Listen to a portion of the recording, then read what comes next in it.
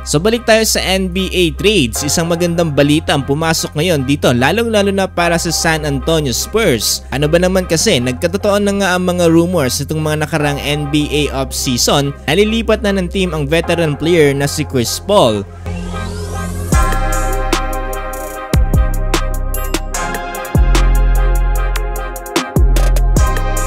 Ito, fresh na fresh ayon mismo dito sa nailabas na report ng ESPN analyst na si Adrian Woj. Nag-exit na nga ng kontrata dito si CP3 para sa Golden State Warriors at nag-agree na nga para dito sa San Antonio Spurs na nagkakahalaga ng $11 million para sa isang taon na paglalaro dito sa kanilang koponan. Ito na ang isa sa pinakamagandang ginawang move dito ng San Antonio Spurs, ang pagkuha sa isang veteran player at lalong-lalo na para sa isang point guard katulad dito ng CP3.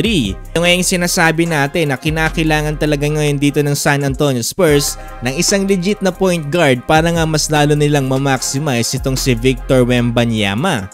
Well, ayon nga mismo kasi dito sa Spurs ay kinakailangan nilang mag-rebuild ng kanilang team lalo't lalo na around dito para kay Victor. Matagal na nagkaroon ng rumors ng pagkakaroon ng interest dito ng Spurs para sa isang veteran player na kagaya na CP3. Ito ngayon matapos silang maagang malaglag dito nga sa play-in kontra nga dito sa Sacramento Kings. So imagine na lang no, starting point guard dito si Chris Paul kasama dito si Victor Wembanyama. Nai-imagine ko na kagad yung mga lob passes dito ni CP3 para kay Victor Wembanyama. Well, kahit kasi si CP3 ang ikatlo sa pinakamatandang active player na naglalaro ngayon dito sa NBA, nag-average pa rin siya dito sa Golden State Warriors coming off the bench ng 9 points, 3.9 rebounds, and 6.8 assists, shooting 44% from the field. Actually, nagpaubaya talaga itong si Chris Paul dito para sa Golden State Warriors ay inaakala nga natin na magiging perfect fit din siya para dito. Yun nga no, at least sinubukan din ni Chris Paul kung mag-fit siya dito para sa Warriors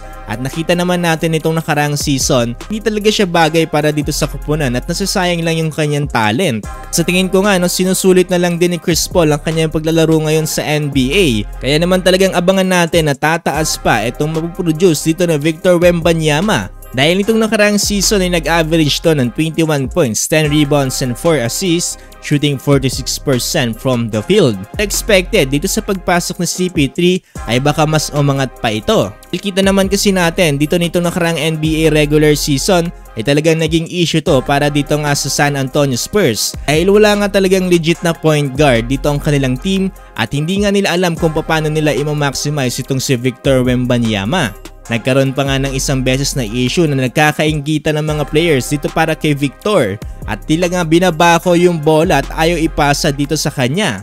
Dahil ngayon dito kay point guard, talagang only love passes dito para kay Victor. Napakaraming highlights na naman para dito kay Victor. Well, anong masasabi nyo patungkol dito sa naging NBA trades na ito? Ito na nga bang isa sa pinakamagandang trades na nangyari ngayong NBA offseason?